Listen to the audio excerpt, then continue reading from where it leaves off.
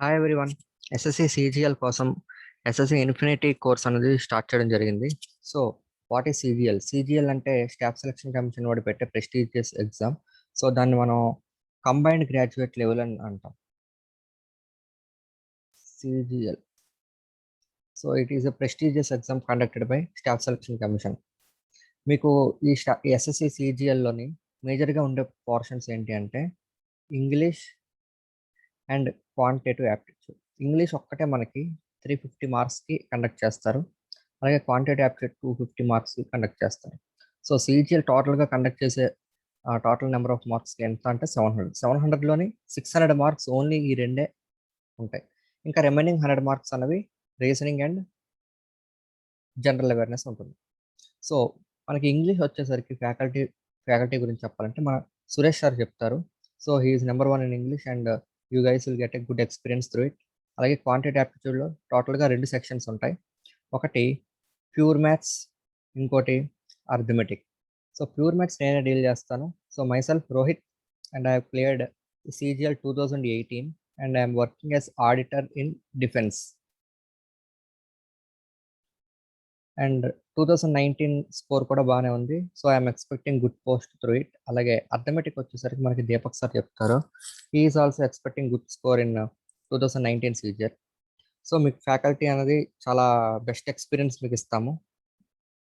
అలాగే CGL crack చేయాలంటే first and most issue ఏంటంటే మార్క్స్ చాలామంది రాయరు. సో నెంబర్ ఆఫ్ మార్క్స్ రాస్తేనే మనకి సీజిఎల్ క్లియర్ చేయడానికి ఛాన్సెస్ అనేవి ఎక్కువ ఉంటాయి. సో మనకి యాప్లోనే అన్లిమిటెడ్ మార్క్స్ అనేవి కండక్ట్ చేయడం జరుగుతుంది. ఆ మార్క్స్ కూడా మనకి సిజిఎల్ ఎగ్జాక్ట్ ఎగ్జామ్ ఏ లెవెల్లో ఉంటుందో అదే ప్యాటర్న్లో ఫ్రేమ్ చేయడం జరిగింది. అలాగే దీంతో పాటు మీకు బ్యాంకింగ్ కోర్స్కి ఫ్రీ యాక్సెస్ అనేది ఇవ్వడం జరుగుతుంది. పిఓ ఆర్ క్లర్క్ మీకు మీరు ఏదైనా చూసుకోవచ్చు. సో ఇదంతా కేవలం 7,000 రూపీస్కి మాత్రమే. And that to life time validity. మీరు ఎప్పుడు కావాలంటే అప్పుడు లైవ్ సెషన్స్ చూడొచ్చు, లేదా రికార్డెడ్ సెషన్స్ చూసుకోవచ్చు. సో ఎంక్వైరీస్ కోసం భారతి మేడంకి కాల్ చేయండి. ఇక్కడ స్క్రీన్ పై నెంబర్ కనిపిస్తుంది కదా. సో ఈ నెంబర్కి కాల్ చేసి కోర్స్ డీటెయిల్స్ కనుక్కొని తొందరగా యాక్సెస్ తీసుకోండి. ఎందుకంటే ఇది జస్ట్ ఈ ఆఫర్ అనేది 11th జూలై వరకే ఉంటుంది కాబట్టి. Coming to the problem.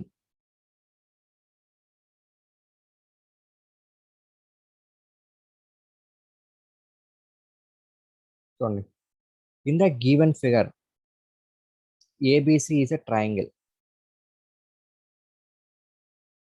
such that AB equal to 12, AC equal to 16, BC equal to 20, and also M is the midpoint of BC.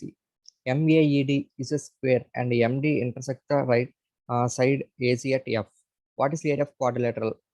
So ఇక్కడ what is the area of quadrilateral అన్నారు, కానీ ఆ quadrilateral ఏంటి అంటే ఇదిగోండి ఈ shaded area. So క్వశ్చన్లో అడిగింది ఏంటంటే ఈ షేడెడ్ ఏరియా అడుగుతున్నారు. సో ఈ షేడెడ్ ఏరియా కావాలి అనుకుంటే ఈ క్వాడ్రిలేటరల్ మనకి ఈ సైడ్ ఏ అనుకుందాం, ఈ సైడ్ ఏ అనుకుందాం. మనకి ఈ రెండు తప్ప ఇంకేవి దీని గురించి తెలియదు. సో మనం డైరెక్ట్గా దీన్ని ఏరియా కనుక్కోవడం కష్టం. సో ఈ టోటల్ స్క్వేర్ కదా, ఏఈడిఎం అనేది ఒక స్క్వేర్. ఆ స్క్వేర్లోని 1 మినిట్. సో ఈ స్క్వేర్లోని ఈ ట్రయాంగిల్ పోర్షన్ మనం రిమూవ్ చేస్తే మనకి కావాల్సిన ఈ షేడెడ్ ఏరియా వచ్చేస్తుంది కదా. సో టోటల్ స్క్వేర్ నుంచి ట్రయాంగిల్ రిమూవ్ చేస్తే కావాల్సిన షేడెడ్ ఏరియా వస్తుంది. సో ఆ అప్రోచ్లో చేయాలి. మీకు ఇక్కడ డైమెన్షన్స్ ఇచ్చాడు చూడండి. AB equal to 12, AC 16 and BC equal to 20. So AB అంటే 12 అండ్ ఏసీ ఎంత ఇచ్చారు, 16 ఇచ్చారు. అలాగే బీసీ, ఈ బీసీ లెంత్ ఎంత, 20 ఇచ్చారు. ఇప్పుడు జాగ్రత్తగా అబ్జర్వ్ చేస్తే నేను అదే డయాగ్రామ్ని నేను ఈ విధంగా డ్రా చేస్తాను చూడండి. ఇది ఏ, ఇది సి, ఇది బి. ఈ డయాగ్రామ్ని నేను ఇలా రొటేట్ చేస్తున్నాను చూడండి. ఈ విధంగా రొటేట్ చేశాను జస్ట్. ఓకే, రొటేట్ చేయడం వల్ల ఏంటి యూజ్ అంటే ఇప్పుడు చెప్తాను. ఇది 16 ఉంది, ఇది 12 ఉంది, ఇది 20 ఉంది.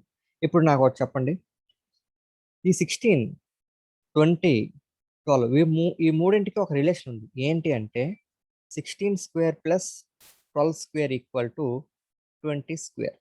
సో 16 స్క్వేర్ అంటే ఎంత, 256.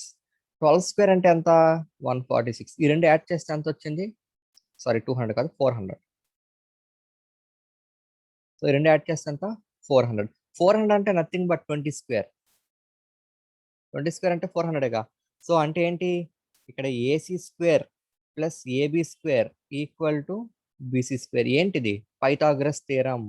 సో పైథాగరస్ థీరం ఎప్పుడు వ్యాలిడ్ అవుతుంది, when a is a right angle triangle, అంటే ఇక్కడ 90 డిగ్రీస్ ఉండాలి. సో మనకి ఇండైరెక్ట్ గా మనకి ఇచ్చిన హింట్ ఏంటి అంటే ఇది 90 డిగ్రీస్ అని ఇచ్చారు. ఓకే, అందరికి అర్థమైంది కదా. సో అది క్వశ్చన్ లో జస్ట్ న్యూమరికల్స్ ద్వారా మనకి ఇచ్చిన హింట్. ఇది 12 ఇచ్చారు, ఇది 16 ఇచ్చారు, ఇది 20 ఇచ్చారు, అండ్ ఇది 90 డిగ్రీస్. ఎందుకు అంటే 12 square plus 16 square equal to 20 square. Numericals ద్వారా ఇచ్చిన హింట్ ఇది. ఇలాంటి హింట్స్ మనకి ఇండైరెక్ట్ గా ఇస్తూ ఉంటారు, అది మీరు గమనించాలి. నెక్స్ట్ ఒక రైట్ యాంగిల్ ట్రయాంగిల్ తాలూకు ప్రాపర్టీ చెప్తాను చూడండి. So if this is a right angle triangle, okay, diagram పర్వాలేదు.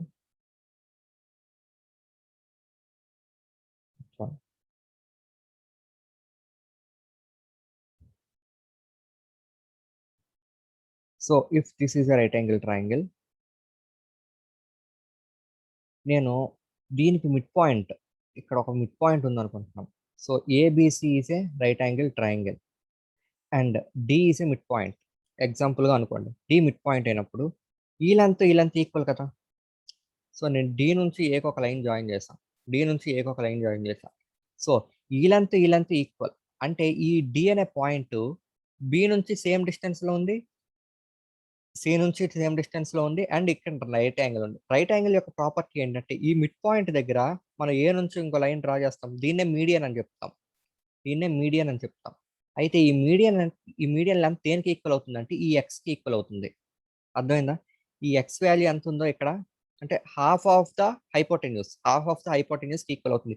ఎందుకు అంటే చూడండి, మీరు జాగ్రత్తగా అబ్జర్వ్ చేస్తే ఈ డి అనే పాయింట్ సర్కమ్ సెంటర్ అవుతుంది. సర్కమ్ సెంటర్ అంటే ఏంటి, ఈక్వి డిస్టెన్స్ ఫ్రమ్ వెర్టిసెస్. చూసారా, ఇది సర్కమ్ సర్కిల్. సో ఇది సర్కమ్ సెంటర్ కాబట్టి ఈ లెంత్ ఎంత ఉంది, ఈ లెంత్ కూడా అంతే ఉంటుంది, ఇది కూడా ఎక్స్ అవుతుంది. సో మనకి ఈ ఈ పర్టికులర్ క్వశ్చన్ లో ఎం అన్నది మిడ్ పాయింట్ అన్నాడు. ఓకే, ఎం అన్నది మిడ్ పాయింట్ అన్నాడు.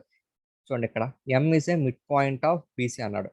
సో ఎం మిడ్ పాయింట్ అయింది అంటే దాని అర్థం ఏంటి, ఇది 10 ఇది 10 అని అర్థం. అలాగే ఇక్కడ ఆపోజిట్ లో రైట్ యాంగిల్ ఉంది కాబట్టి ఏఎం కూడా 10 కదా. ఏఎం 10 అంటే ఏంటి, స్క్వేర్ యొక్క సైడ్ 10 అవుతున్నట్టు. సో ఇది కూడా 10, ఇది 10 అండ్ ఇది 10.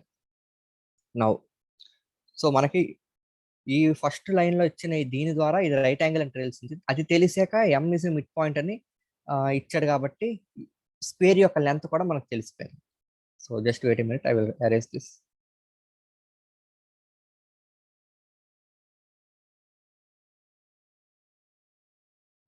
ఓకే, సో ఇప్పుడు మీరు జాగ్రత్తగా అబ్జర్వ్ చేస్తే ఫర్ ఎగ్జాంపుల్ ఇది థీటా అనుకుందాం.